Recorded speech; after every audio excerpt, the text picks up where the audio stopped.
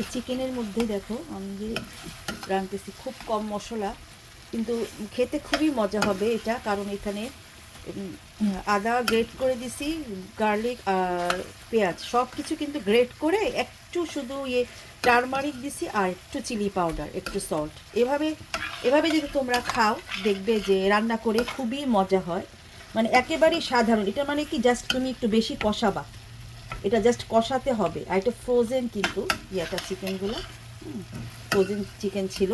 আর এগুলো হয় কি জানো, আমরা যারা বাইরে থাকি ওরা এগুলো বেশি করি, ব্যবহার করি। এবং এগুলো যদি একটু বেশি কষাই, আমি কিন্তু অবশ্যই বাটারে নিয়েছি, বাটার ব্যবহার করবে। বাটার ব্যবহার করলে খাওয়া দাওয়ার স্বাদ কিন্তু তোমার দ্বিগুণ বেড়ে যাবে। তো বাটার, যাদের বাটার নাই তারা অয়েল, নর্মাল ভেজিটেবল অয়েল খাবে, কিন্তু এই যে আছে না তোমার বাটারে কিন্তু দ্বিগুণ বেড়ে যাবে, স্বাদ বেড়ে যাবে।